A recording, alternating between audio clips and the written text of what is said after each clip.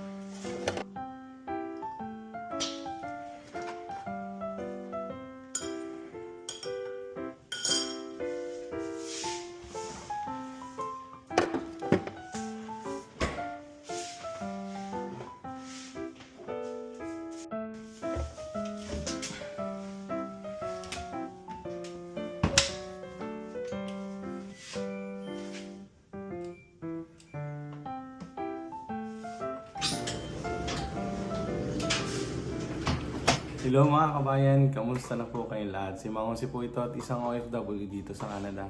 So bago ako magsimula, gusto ko ulit magpasalamat sa lahat ng mga patuloy na nanonood at sa mga bagong subscriber. So bago ako mag-start, intro muna tayo.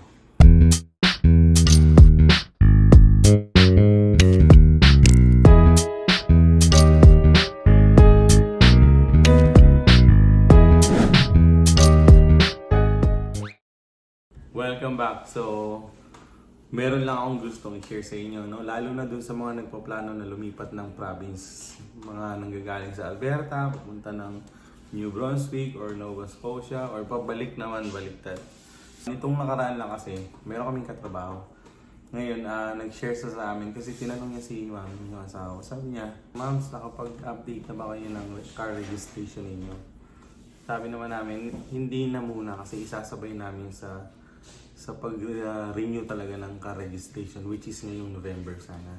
Sabi niya sa asawa, kasi meron kaming kaibigan na na pull over ng police kasi nga hindi pa updated yung plate number nila, hindi pa nasa New Brunswick. So ayun, sabi ko, hindi pa naman kailangan eh. Kasi marami naman tayong mga katrabaho dito na ang plate number nila, Ontario, Quebec, Nova Scotia. So sabi ko, siguro hindi pa naman kailangan. So, hindi mapakali yung asawa ko ngayon. Sabi niya, tumawag ka sa NB service, at least malaman lang natin. Baka mamaya mapuno na tayo ng fine. So, yun. So, to cut the story short, tumawag muna ako sa NB service. Tapos tinanong ko kung ano yung mga kailangan naming requirements dalhin para makapag-palit na kami or makapag-update na kami ng ka-registration. Hanggang sa yun, so nalaman ko na ang kailangan lang pala is itong blah blah blah. So yung isa dun sa documents na yun, hanggang sa nag-dig na ako ng mga kailangan kong documents na dalhin pagka nagpa-register na ako or nagpa-update na ako ng car registration. So pagtingin ko sa car insurance namin, May pa pala siya expired, yung pink slip. Kasi hindi ko alam na kailangan pala siyang i-update. Kasi ang pagkakabasa ko doon sa contract, automatic siyang i-renew ng co-operators. Hindi ko naman naisip na yung pink copy pala, kailangan ko rin humingi ng updated kasi meron pala siyang date na valid lang kung hanggang kailan. So ngayon, nagkaroon pa ako ng problema. Kung hindi pa pala namin nabalitaan na kailangan na naming mag-update ng car registration, dapat pala 30 to 90 days pagdating mo sa bagong province, kailangan makapag-update ka na ng car registration mo kung anong probinsya ka. So ngayon, bago ako pumunta doon, hindi ako makapag-drive kasi once na ma-pull over ako, yung car insurance ko expired. Kaya ang naisip ko, hiramin ko na lang yung car ng tropa. Tapos yun na ibiyahe namin. At least yun, ma-pull over man, updated sila sa insurance nila. So kaya, dali-dali tumawag ako ng co-operator or naghanap ako ng mas cheap na insurance dito, car insurance, hanggang sa wala, bagsak ulit ako sa co-operator. Kasi nga, kakahabol ko kapag-update ka agad ng car registration. So nakuha ko mahal na insurance. So yung insurance ko ngayon, every month is 291. So from 212, ngayon 291. So, ang laki ng naidagdag. So, dapat pala, noon pa lang, nalaman ko na. Nagpunta kami ngayon sa NB Surveys. Nakakuha na ako ng bagong pink slip from cooperator. Hanggang sa, ang kailangan kong document pala, dalhin mo lang yung driving license mo, yung pink copy mo, at saka yung documents na binili mo yung sasakyan. Nung time na kinuha mo yung sasakyan from finance, yung copy na yun. Or kung saan mo, kung full payment na binili mo yung sasakyan, magpo-provide naman yung binilan mo. So yung tatlo lang na yun ang kailangan ko. So to cut the story short, nandun ako sa register. Ngayon, nag-worried ako habang naghihintay ako ng turn ko kasi nga sabi niya magkakaroon na raw ako ng fine. Wow! Okay! From March, April, May, June, July, August, September, October, November. November na. So, ngayon umiikot yung isip ko magkano kaya yung fine ko from that day, that month hanggang ngayon.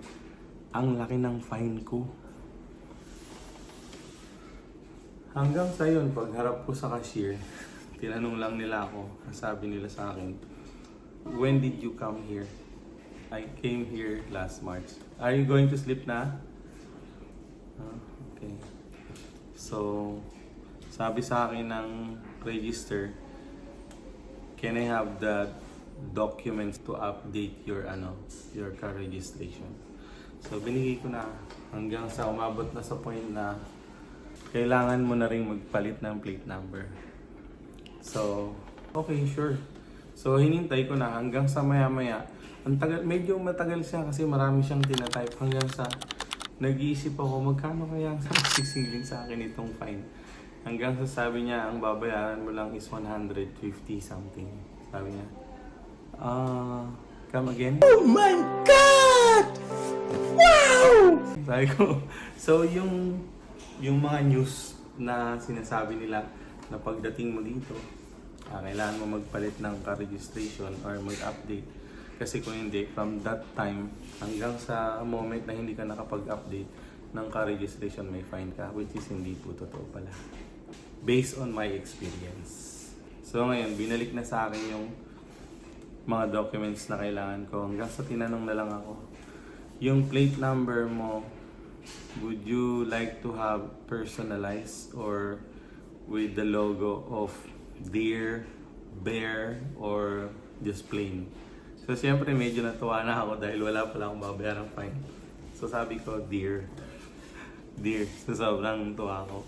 So at least nais yung pag-aalala ko na kailangan ko pala magbayad ng fine for that period of time na hindi ako nakapag registration update. Kaya ngayon, meron akong libreng collection ng Alberta plate number. Ibibenta ko yan sa'yo, Boss Toyo. Meron niyang kwento. Sa kabila ng plate number ng Alberta na yan, meron niyang kwento. Mga pinagdadaanan ng TFW dito sa Canada. So, di ba?